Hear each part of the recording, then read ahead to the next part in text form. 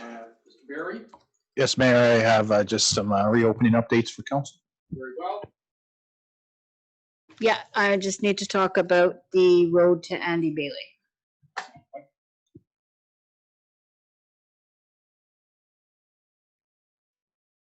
And I believe we're going to add to the agenda the rec center hours, opening hours. Was that for today? Yeah, you can have it as a council addition. I'm going to talk about the rec center opening, and I'm sure we'll get in that dialogue. Okay, so rec center hours addition.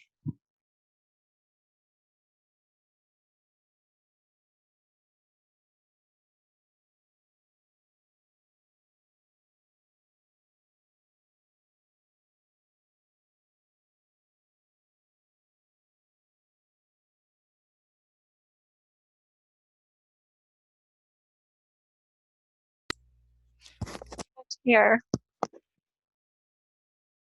Can I get a motion, please, to adopt the minutes of the Special Regional Council, August 7th, Regional Council of August 10th, and Special Regional Council September 2nd, 2020.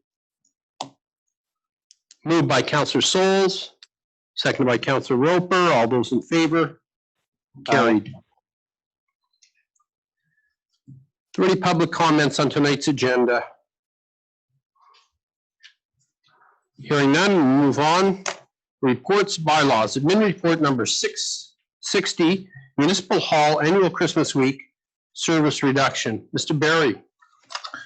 Thank you, Mayor. Just some housekeeping. Basically, in the past few years, we've been typically closing Municipal Hall at noon on Christmas Eve and staying closed up until the end of till the new year.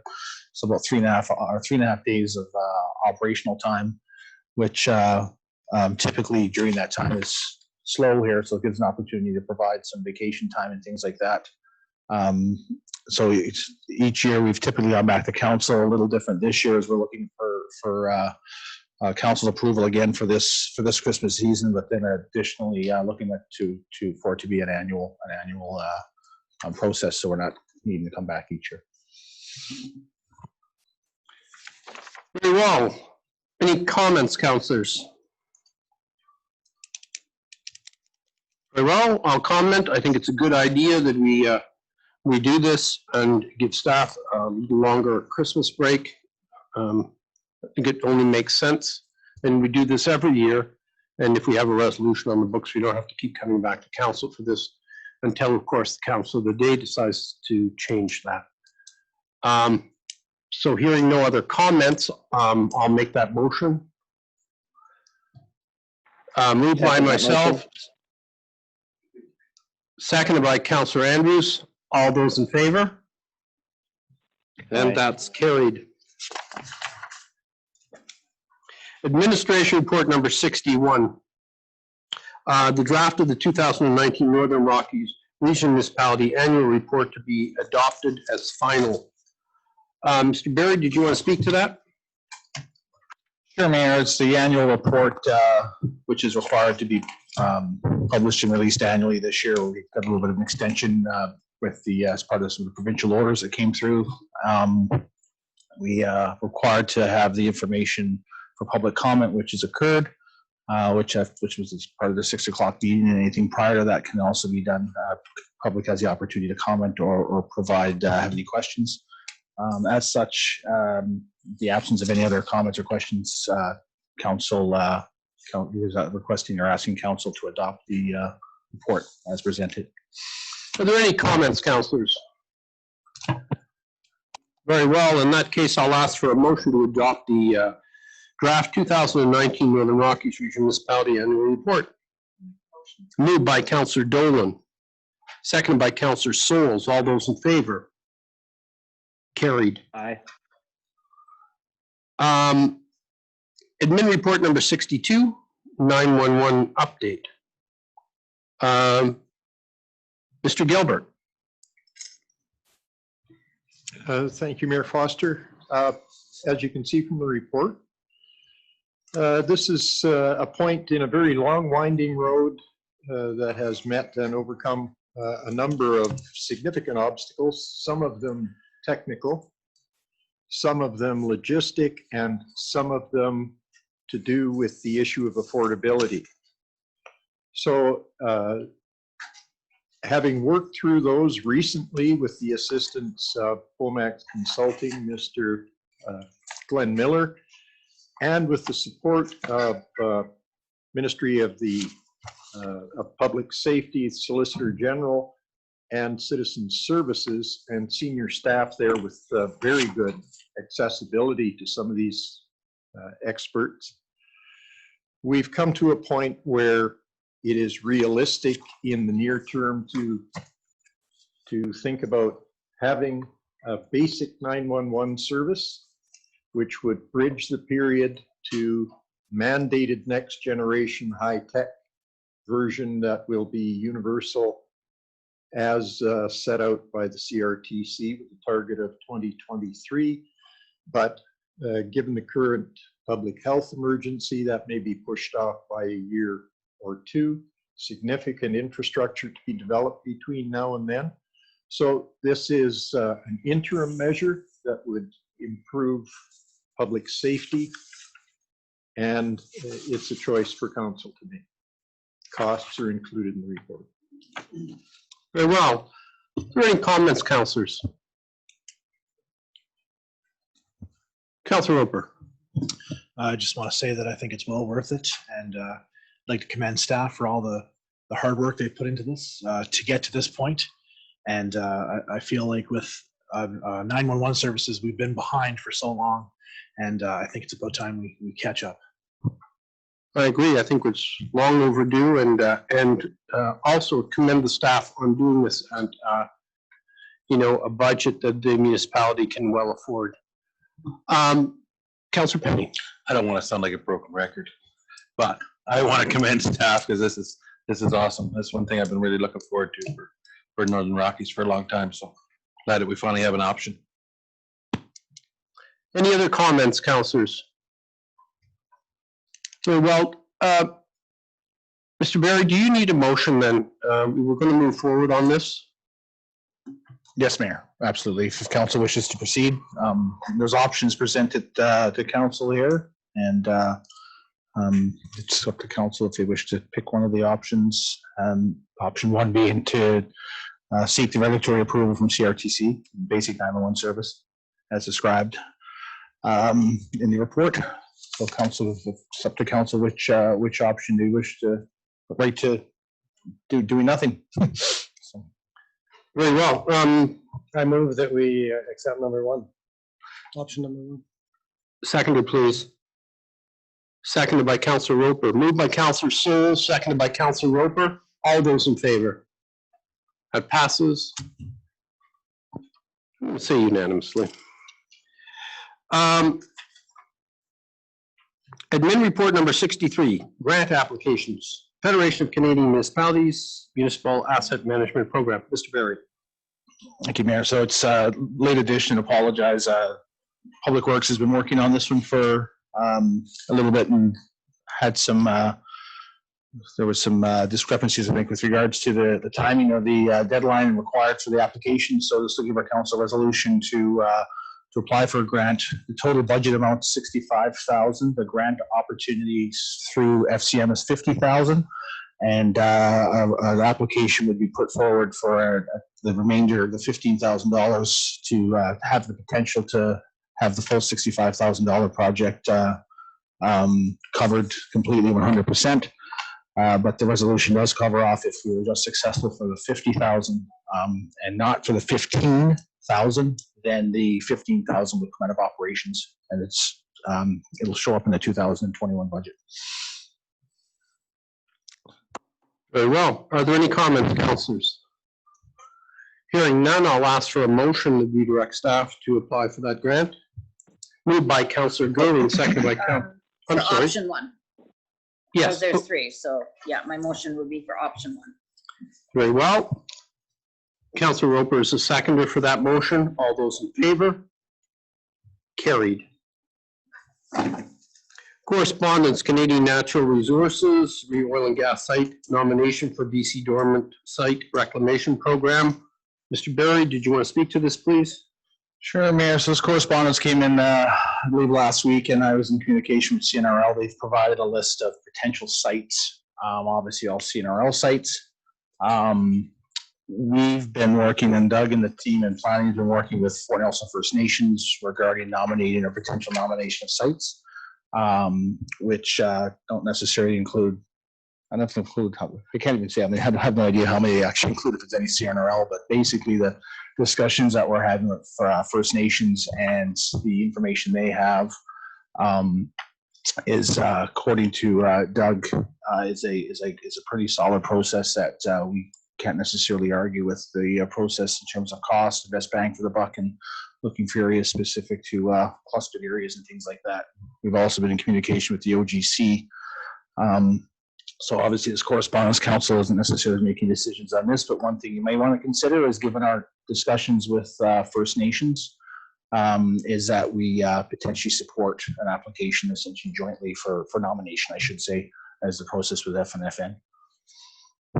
Councillor Gerwin. So are you saying that we shouldn't support what CNLR is proposing here?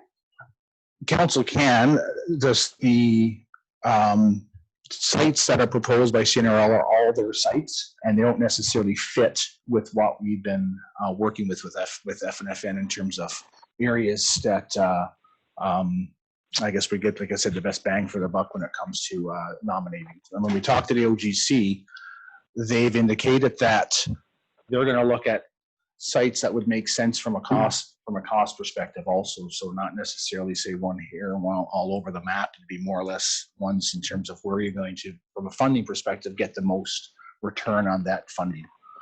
So to answer your question, Councillor Grewing, this is a request or a consideration for CNRL.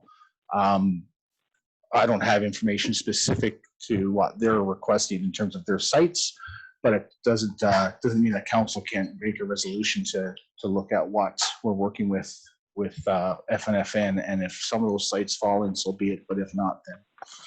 So, sorry. Go ahead, Councillor. So if we were to support what CNLR is asking us to support, that doesn't preclude us from supporting what we're doing with Fort Nelson First Nations, does it? Like, is it an or can't we do both?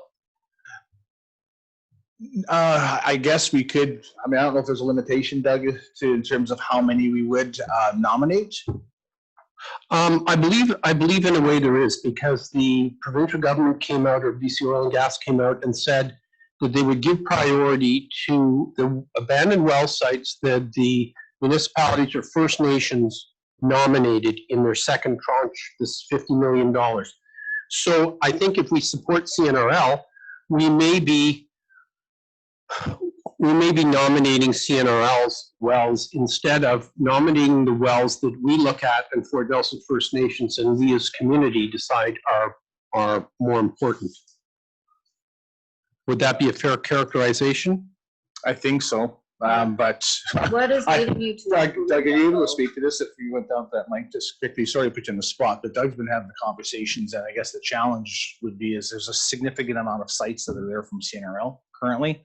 And when we've been working with these, with FNFN, they've provided lots of justification and guidance and mapping to justify, and from our process, it makes sense. But I'll let Dougie, because Dougie's had the direct contact with FNFN. So we got the same information that the mayor did from OGC in terms of there is this funding pot of $50 million. And there's some criteria. There's about 9 different criteria that the candidate wells are supposed to be assessed on for eligibility requirements. So what we did is, because I'm not an oil and gas guy, I just got a map from Catherine Wolfenden at FNFN, and I said, hey, can you put a layer of where all the dormant wells and where all the orphan wells are in the regional municipality? Then I can overlay it on where our CFA boundaries are, and then I can put it back into some kind of context and relation where I understand stuff. So then I phoned Peter, and then I phoned Catherine, and I said, Catherine, can you come in and just explain how you've done this assessment? Because she spent a lot of time on it. And she did a presentation to Gabrielle and myself, and she has used a GIS mapping system to take the criteria that are concerns to them. They want to make sure that there's employment in the community. So these orphan well jobs are from local community practical, where it's practical, is to use local contractors, right? To get the biggest bang for the buck, which I really like that kind of thing. They've taken into some context, some cultural and cultural information that we wouldn't have access to. She showed me on a map, high level, and then she had basically a heat map of where the priority areas would be. And a lot of them were in close proximity to Fort Nelson. I don't think there is any limitation in terms of how many locations you can nominate. And it's not, I think my understanding is the number of nominations for a site doesn't mean anything. It's just, it's one that's being put in there. And if you have 10 nominations for the same site, it doesn't give it any higher priority. So the way that Fort Nelson First Nations and the way Catherine explained it to myself was, here's the ones that they thought were the highest priority. Then they were going to come up with a second set and then a third set, because there's a limited pot of money. And the CNRL stuff is, I think there's some stuff down by Prophet River, and I think there's some stuff up in the Petitau area. And council can put their name in and support those too. Like they were the more, I think CNRL gave us the letter. And I think Cantillon Energy gave us something similar to it to say, here's our work plan, because we're starting to see the work plans from the different oil and gas companies here right now come through. They say, here's what our work plan is.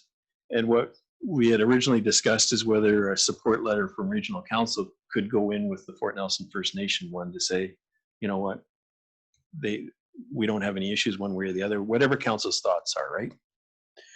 I guess my thought is that I want to see that the employment is maximized here, and rather than doing what is in CNRL's best interest, I want to see that we do things in our community's best interest. That's why I'm a little hesitant to simply add a letter of support to CNRL.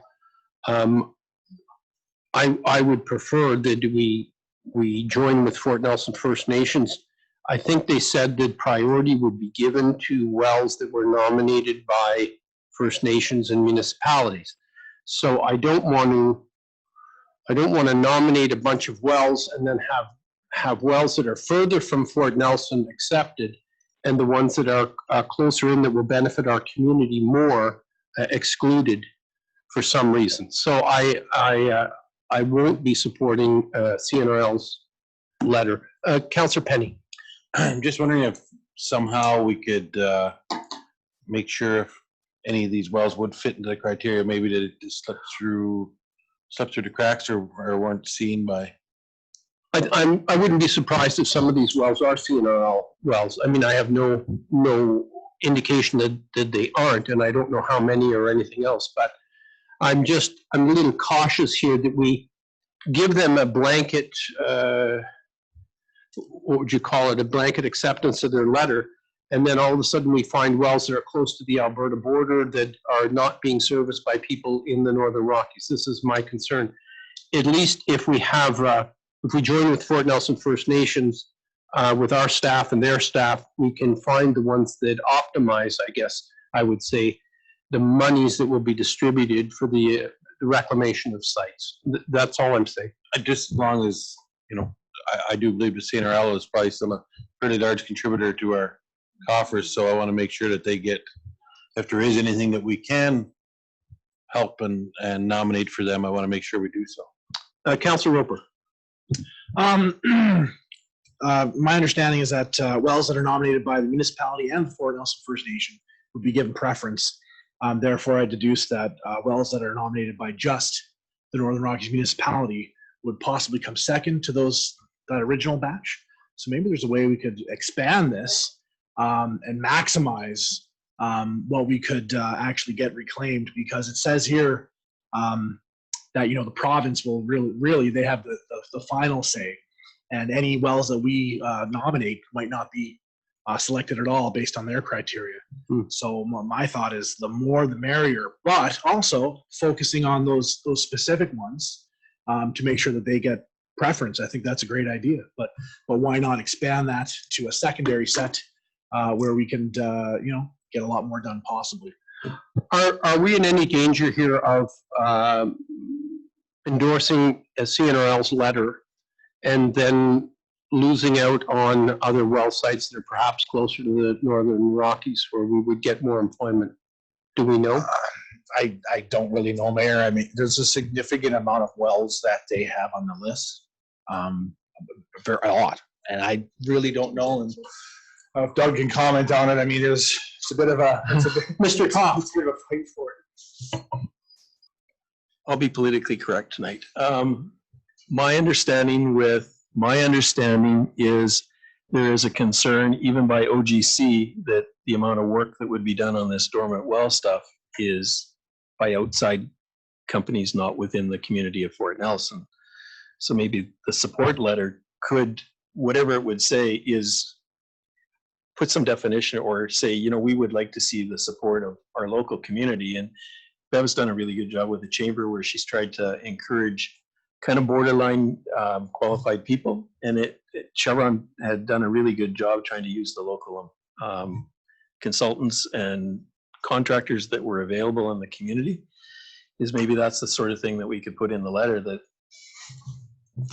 Councillor Growing. And they have included the list of where those sites are, right? So would it be a whole lot of work that we could go and indicate that we support using local employment wherever possible, and we're fully supportive of these wells that are in our area? Because they're listing them, so I'm with Councillor Roper. I think unless I don't have the proper information, I don't think it's an or situation. I fully want to support what the municipality and Fort Nelson or First Nations are doing together. Mhm. But unless there's information to share that we can only support that one and not CNLR, I think it would be detrimental to us not to support CNLR as well. Putting in that information that we want to encourage local employment wherever possible. And we have a list of the sites that we can support. I think everyone's goal is the same thing, and is to maximize the employment in the Northern Rockies and get as many wells, abandoned and orphaned wells reclaimed as possible while maximizing the employment here. And I'm not really hearing anything that would, that supporting CNRL doesn't detract from that goal. So perhaps then, if there's no more comment, I'll ask for a motion then of support for CNRL's letter.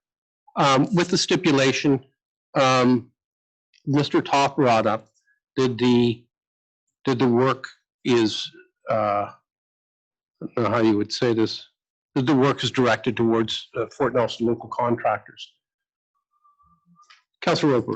Could we add to that and maybe not even just limit it to CNRL abandoned wells, but maybe look at the broader picture if there's more that aren't just with CNRL, just so we're not favoring a specific company or. I think it's that CNLR has asked us for a letter. Just this. Okay. Yeah. They've asked us to nominate the attached list of sites.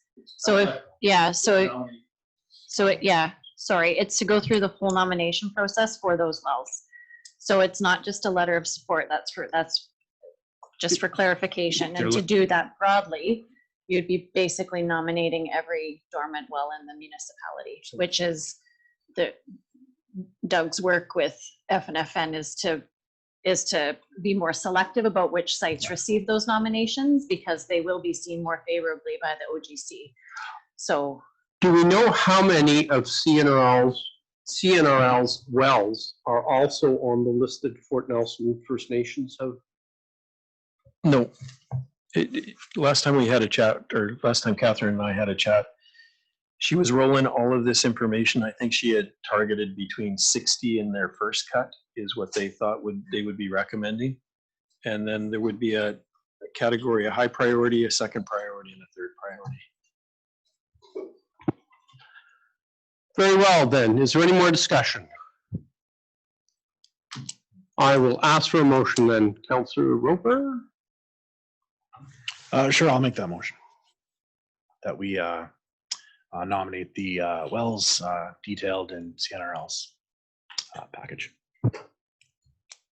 Seconder for the motion.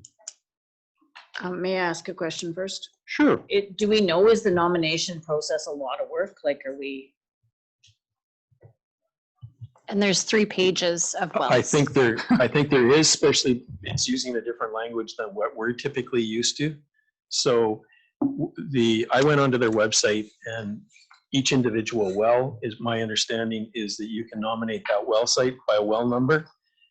In terms of what the criteria was, I was thinking, because Scott sent me this here last week, I just haven't had a chance to even respond to the guy. I was going to send a note back and say, hey, could you give us a summary of the wells? And based on the criteria that the OGC is evaluating, could you tell us what criteria it meets? So I'm just looking at some of the geographic areas, and they're kind of all over the map. So I'm just reading the letter. It says, we would be happy to work with the municipality's administration to manage the nomination process in the simplest manner possible. So I wonder, Councillor Roper, if you would like to amend your motion to indicate that staff should contact CNLR and enter into some sort of negotiation around nominating these sites. I don't know. Mr. Barry. So when I chatted with the CNR rep the week before last or last week, whatever that was now, they did indicate that they would assist if need be, even fill out the application for that matter. The challenge that we have going through our process is, as Doug had said, there's a blanket list of wells that cover a very large geographic area within the municipality. And Fort Nelson First Nations has received the same request according to CNRL, what was communicated to us. And it was just challenging to have a company come and say, nominate all of our wells. And when there's been a bit of a process occurring in the background, also to create high priority versus low priority areas based on location, geographic location, things like that. So that's the reason why we were working in the background. Just for count, I mean, if council wishes, we can absolutely provide a nomination for all of them and work with CNRL and do that. That's not the issue. It's more around the process in the background we're working with.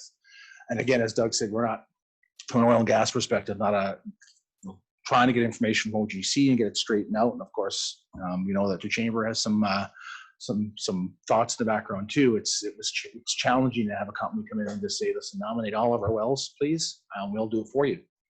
Right, we'll throw it out for you. And it's 250. It's 250. So 150.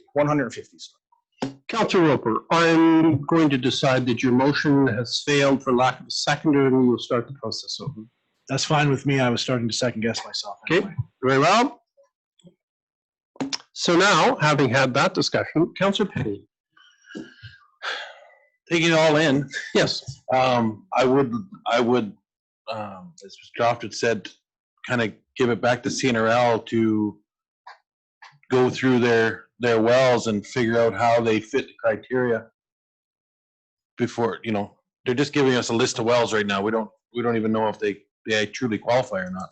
So we don't want to use our capacity, and I'm sure if NFN doesn't want to use their capacity to go through and figure all that out. So we could ask CNRL to show us with each well how it fits in the criteria. Maybe some of them won't even fit in the criteria. I mean, I'm sure that these are a list of wells that they want abandoned on their side without a shadow of doubt. Whether they fit the criteria or not, we could spend hours and hours of staff time to just figuring out if they fit the criteria. So before we just give a blanket yes that we're going to do this. Mr. Barry. I was just going to throw something out. One of the ideas as part of that too could be, if there's 150 wells based on the criteria and the discussions council has in terms of an economic stimulus for the community and local content, have them prioritized based on some parameters also, instead of saying, hey, nominate 150 wells, which ones would they prioritize based on location, area, et cetera, as a thought as part of those discussions too. Yeah, I think CNRL is looking at this and saying, well, let's ask the municipality to nominate all of them. If we get some of them, that's good. That's money that CNRL doesn't have to pay. So I think that's probably a good idea is to ask them about their whether they meet the criteria. Councillor Roper. Just one thought I had is that, if we do nominate every well that they've requested, what happens when the next company comes with their own list, and then more come on top of that. Are we nominating 100% of the wells in the area? I do like the fact that we're being strategic with this and selecting those specific sites, but I also don't want to put us at a disadvantage by not nominating enough. If the province makes a final decision, the more we nominate, the more we could get potentially. Doesn't guarantee anything. And I think the OGC has an idea. So when we, the OGC, or as part of a presentation they did for the coalition a number of, I think probably 2 months ago now, what they communicated as part of this process is they have an idea of areas that they would like to focus on themselves, making recommendations and proceed moving forward from a provincial side to, again, ensure that the best bang for the buck, that they capture as much as they can based on the funding, because the problem is the funding is going to be significantly oversubscribed. I mean, phase one or part one of the programming was companies putting their names forward, and obviously all the 150 balls in this case for CRNL didn't make the cut, didn't make the list, and the funding that's available is nowhere near what's required to look after all the infrastructure that's out there, especially when you're looking at it province-wide, right? So, And it's my understanding that in the second tranche, if it's not nominated by a municipality or First Nations, it's not going to happen, because this was the criteria for that second tranche was wells nominated by Yes. First Nations. So we have the ability to maybe manage this a little bit to make sure that we get the maximum benefit for our the community. wording for the program is if there's any funds left over, first kick of the cat for the second round is nominations. If there's any funding left over, then it would go from a different process. But no, I think it's very obvious that there will be no funds left over after the nomination process is done, and it's basically a very, I'll say, a select few sites most likely will get the, we'll get approval to proceed and get some funding for it. Councillor Gerwing. So I feel like I don't want to just not support CNLR. They're a great corporate company in our community. I'm wondering if we could, as was mentioned earlier, I believe, if we could not have staff connect with CNLR and figure out which of these dormant sites now meet with what Fort Nelson First Nations and the municipality is proposing, and work with the company to say, hey, this is kind of where we're going with this. Do you want to be on board with that? Put that in the motion. Okay, that's the motion. Got that. Okay, moved by Councillor Gerwin, seconded by Councillor Souls. All those in favor? That motion. Carried unanimously. Thank you, Councillor Gerwin.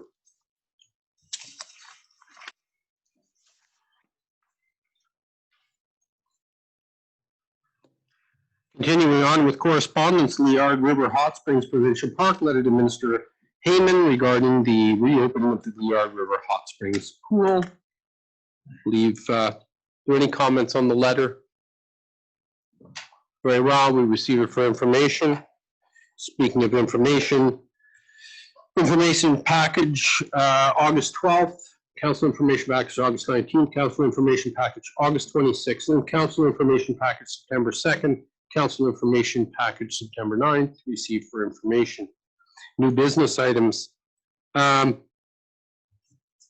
Barry, rec center update. I'll give an update as a whole first, just bringing the rec center, and thank you, Mayor. So today, after a number of months, was the first day that the airport received the scheduled flight, so CMA arrived today. Yay. A few empty seats as is expected, but it was good to see them back in the community and the airport open, and obviously some restrictions in process at the airport in terms of having a good work by the group, by the airport staff and administration, same or the office here and some of Public Works to work through the processes to get that airport, the terminal building itself open to meet the restrictions. And it was good to see CMA come in today after a number of months being absent from the community. In regards to the rec reopening, so currently, and I know there's going to be some more discussion, we had some discussion already earlier today, the facility is currently open Tuesday to Saturday. The reason why at the time it was picked for Tuesday to Saturday is we only have the ability at this time with a capacity perspective to run that facility for 5 days. out of a 7-day. We don't have the capacity right now to run the facility 7 days a week until we can work through some of the challenges and risk assessments and workflows to do that. The additional cleaning requirements, et cetera, et cetera. The time, the Tuesday or Saturday was picked because based on the numbers, Sunday and Monday are the slowest days at the facility based on the facility as a whole. So with regards to the pool, the pool, the tanks, the pool were filled in late August and balanced, so it's chemically balanced. Work is well underway to complete the required safety planning and training. The soft opening of the swim blocks are running this week. So starting tomorrow, there'll be some soft opening, and that's required as part of the all-in service and the training required for the lifeguards as part of the safety requirements. After each swim this week, or as part of the soft opening, there'll be debriefing that'll be occurring, and any necessary adjustments will be made. Plan is open to the public right now, and it looks to be September 22nd, so next Tuesday. Right at this point, the opening and closing times are staggered. We did based on the manpower and capacity we had to try to accommodate throughout the week a couple of mornings for people to do morning swims, and later in the evening to deal with that.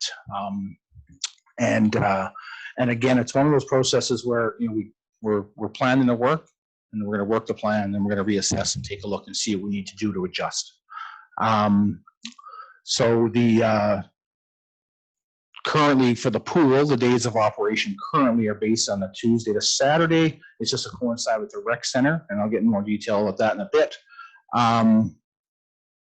And we also have some swims for what we'll say vulnerable population or high-risk people on a couple of days of the week also. The schedule is going to be a little bit fluid. We're going to reevaluate after a couple of weeks and look at to see where we can make adjustments and hopefully increase what the service level is to the public. As part of the opening, the risk assessment was required to be completed. Based on the risk assessment, we are only permitted to have 36 people per swim.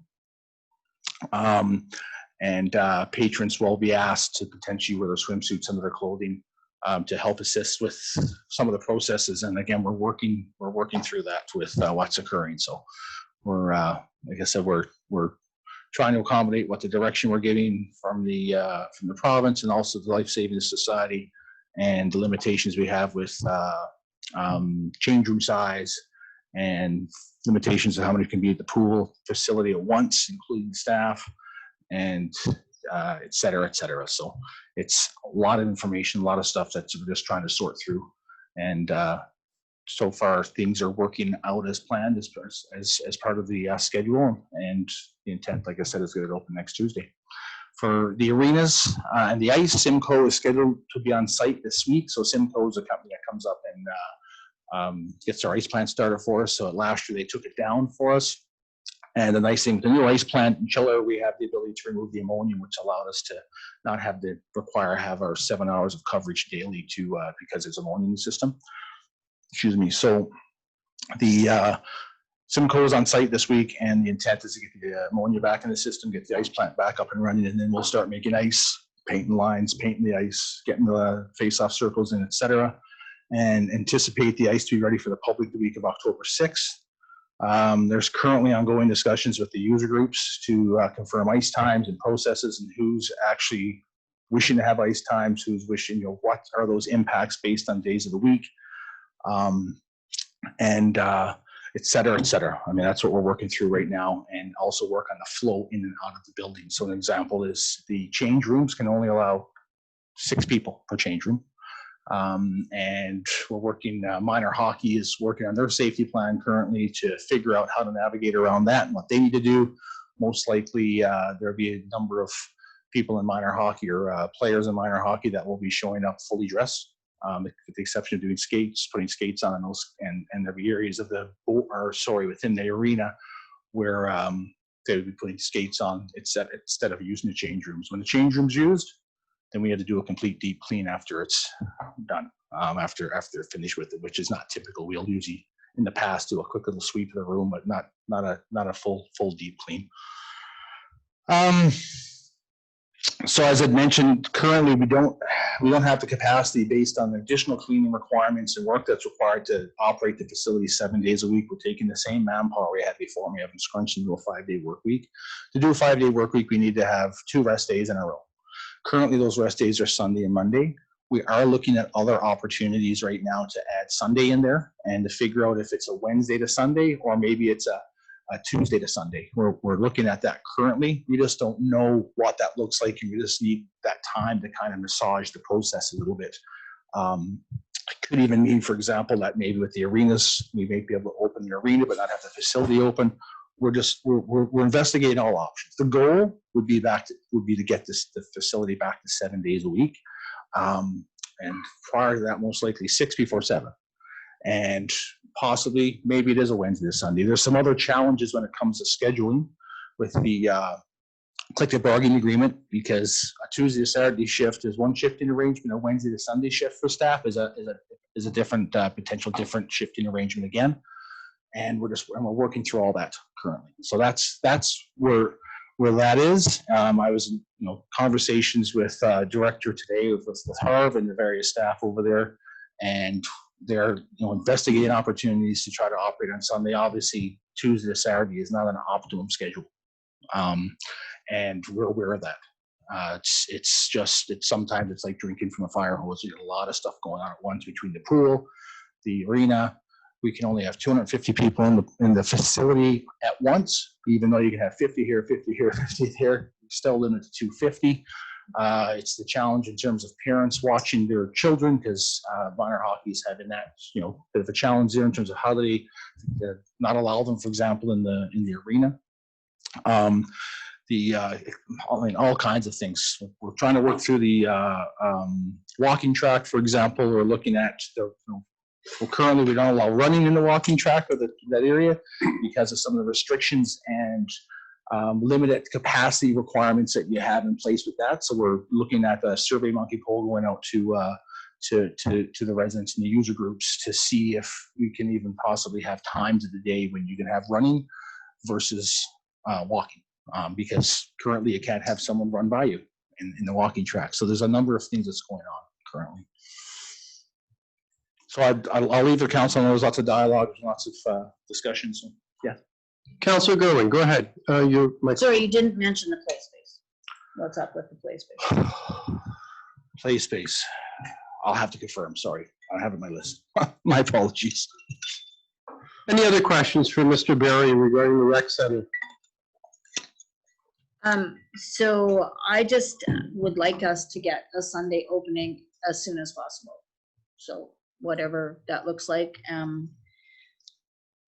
Yeah, I've been busy all day fielding calls from people that are somehow under the impression that council is entertaining the notion to go through the winter with the rec center closed on Sunday, and I don't think that that's our intent. So I think we need to do some sort of an information blitz. If I don't know, what's the flavor of council? Like, how do we feel about the rec center being closed on Sunday? Well, I think we've said all along that we'd like to get back to normal operations as soon as possible. But as Mr. Barry points out, there's logistical problems, there's work-safe problems, there's all these other difficulties that, in my view, administration's working through it as quickly as possible to get back to normal. But this is something I don't think we can rush.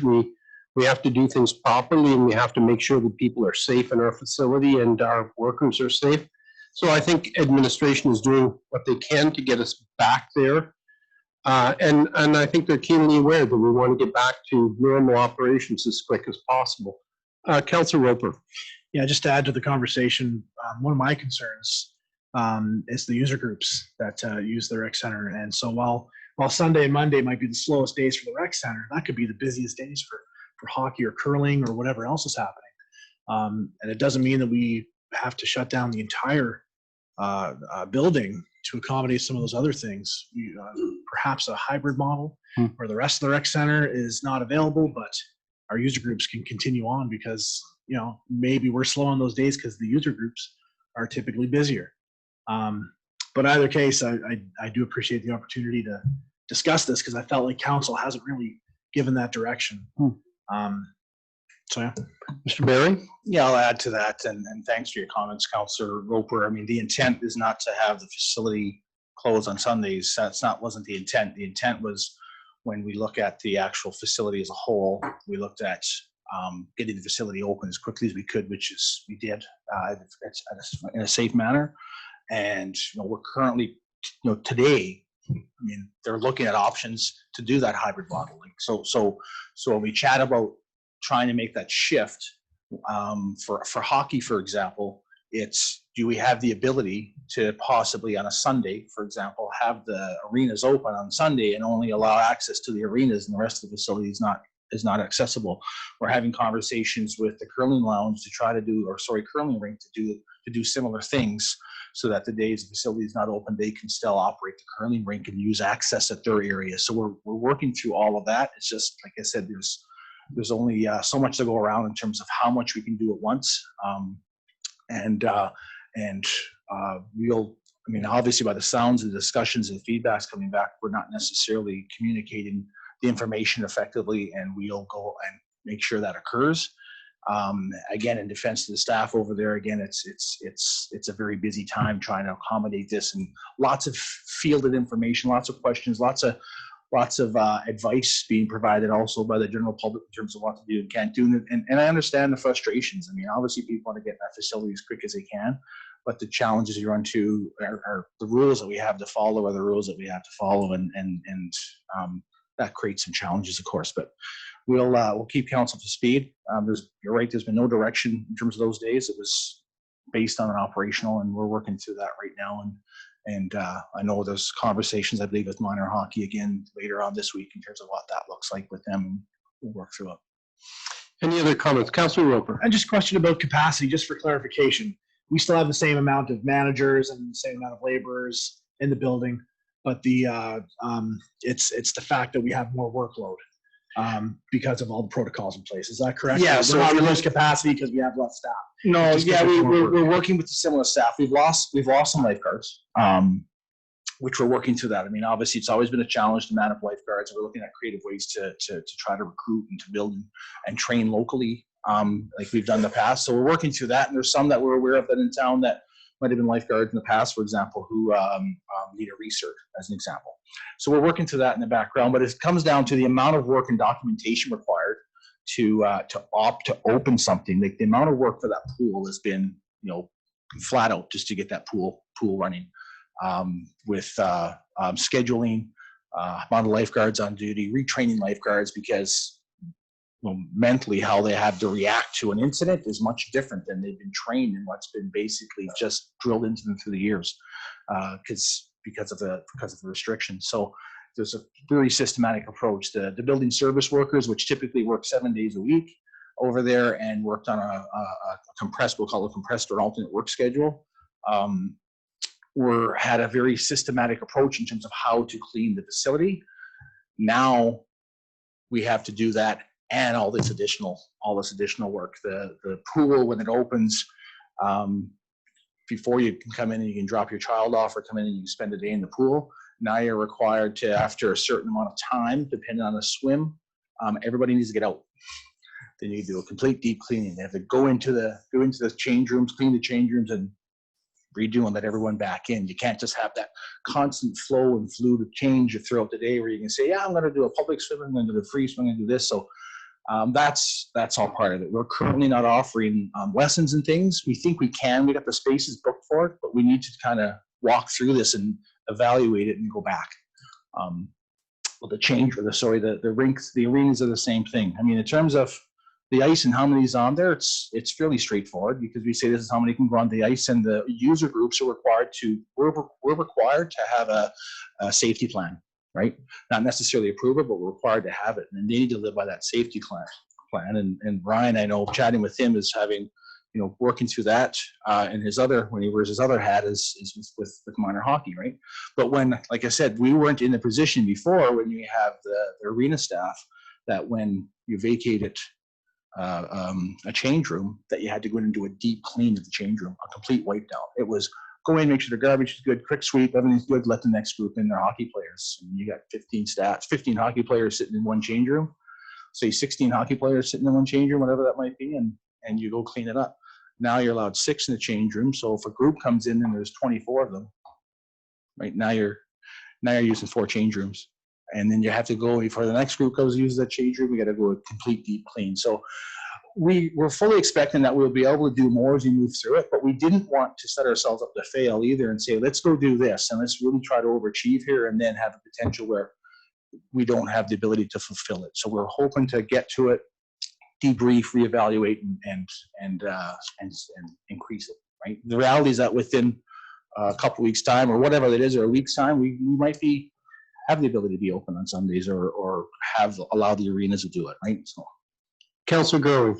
So I heard you say that there's going to be some sort of communication going out, or I think you used the word better communication, but I just want to confirm, do you mean to user groups or do you mean to residents in general? I'm just thinking that if a skating club is been told, I don't know that they have, I'm just using this as an example, okay, that there's going to be no options on Sundays, so then they create their schedule around that, and then we switched around on them. I just don't want to create more confusion, and so could we, yeah, I mean, I understand that things are flexible, and I fully appreciate that everybody is working as hard as possible to provide the absolute best service to our community. That I fully appreciate that, but I just don't want to create more changes for user groups. So if we're looking at this type of a schedule, or are we looking at expanding it, or if we could just be more clear in our communication?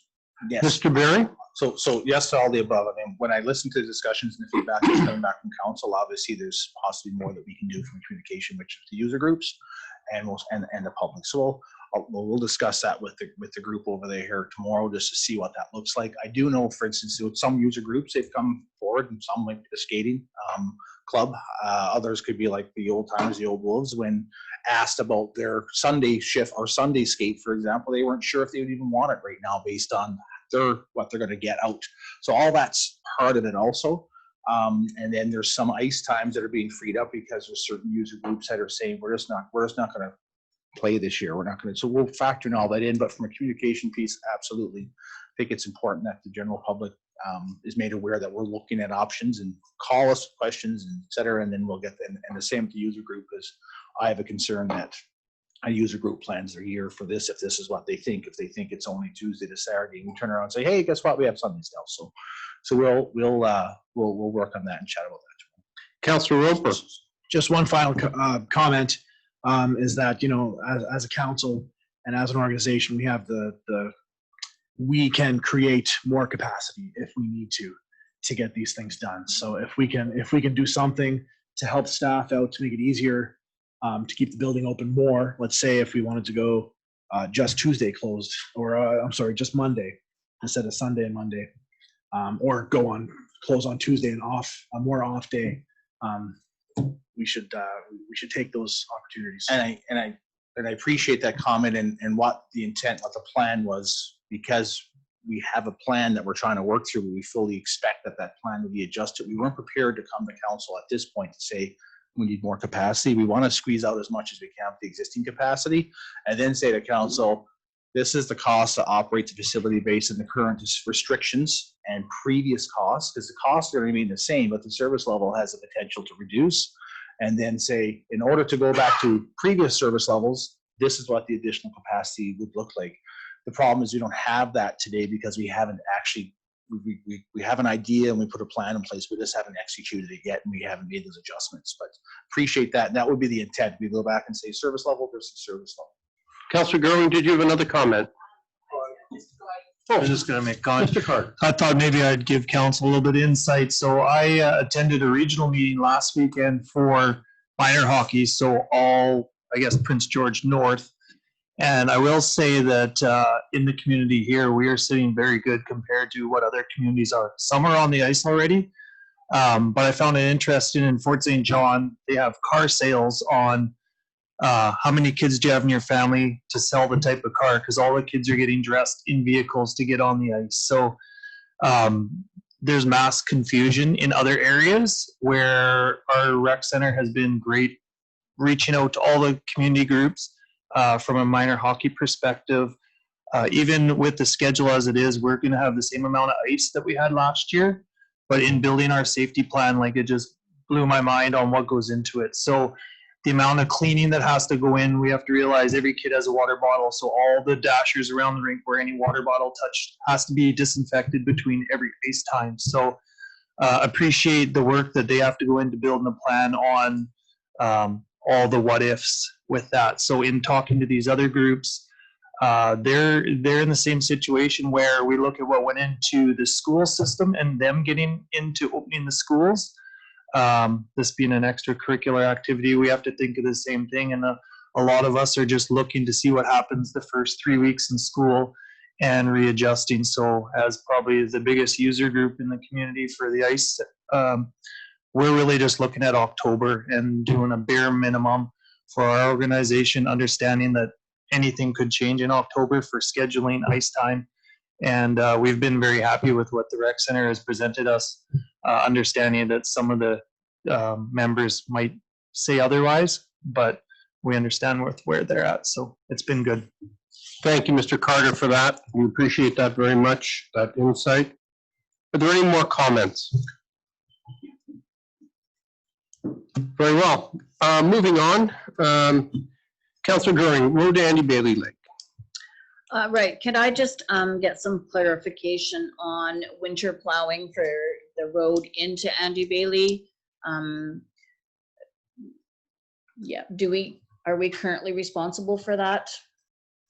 For the Andy Bailey for the park? Yeah. Yep, it's our roads in our inventory. We traditionally have not plowed it in the past for the winter months. I mean, it's basically just left. And this year, what we did to close the park because there were some concerns that if there is a significant snowfall and people are down there, because it's not part of the plowing program as what the contractor does. So we've installed a gate just so we have the ability to close the park when the winter months occur. Because there's been times when someone's moseyed down there, let's say a 4-wheel drive, and couldn't get back up.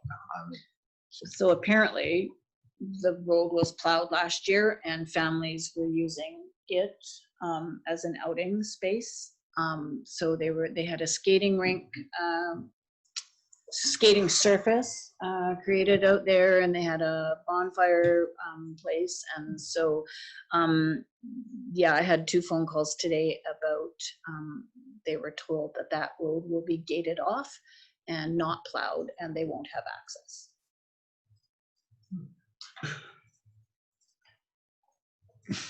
News to me. Well, it was full of surprises today. So, But I mean, it makes sense. There's a gate there now. well, we put the gate there because in the past, I've had challenges getting down there to do the inspections and stuff like that before the road was able to free up. And sometimes the top of the hill, it looks good and people go down. And so the gate was actually something that we were able to acquire through Public Works Canada. They had something in it, so it was no cost. It was like, great, now we can safely secure the area and put it to bed. That said, not aware of the road being plowed. And if you can give me an opportunity to investigate and circle back, and then I'll. Perhaps we can get some costing on what it would actually cost to maintain it, like plowing it over the course of the winter and keeping that open for families that apparently have been using it all winter. I'll make that motion. Do you need a motion? Did we ask Mr. Berry to investigate this? Yeah. Very For well. costing. Moved by Councillor Goring, seconded by Councillor Penny. All those in favor? Carried unanimously. Thank you very much. Any council reports? Councillor Goring. Sorry. Yeah, so I attended the Community Health Plan Steering Committee, August the 27th. Representation included one doctor, BC Emergency Health Services, NRM staff, myself, hospital administrator, and the health plan coordinator. I don't know, like currently you guys aren't getting the minutes, and I know some of our committees, council gets a copy of the minutes we include in the SIT package. would council like me to ask this committee if we could get a copy of the minutes? Yes. And our schedule, fall meeting schedule is in flux right now, so it's to be determined. I attended the vermicompost tour September 8th, which included 2 representatives from the PRRD. And Terry and Luann just did a wonderful job. I just wanted to take a moment to highly commend them on the job that they did touring the PRRD people around. I also attended the Fort Nelson District Chamber of Commerce AGM on September 10th, which was a virtual AGM, which the mayor spoke at. The new board, the president is Dave Milner, past president Ben Wall, financial director is Kim Gillette, first VP is Kimmy Glensky, second VP is Michelle Mitchell, directors are Janice Adams, Nancy Doyle, Leonard Peterson, Peter Smith, and Tony McDonald. I also attended the Chamber's virtual business roundtable September 11th. WildSafe BC did a presentation at that, and also attended the library board's governance workshop on September the 12th. Very well. Thank you very much. Are there any other council reports? Strategic priorities? Public news media questions. Regional municipality budget priority set by council, agenda business. Yes. I just wanted to add to Councilor Gerby's report that at the AGM, we did actually add 3 new directors as well, Abigail Devil, David Moore, and Justin. Thank you. Very well, hearing no more business, I'm going to ask for a motion to adjourn. Moved by Councilor Roper, seconded by Councilor Penny. All those in favor? We are adjourned. Thank you.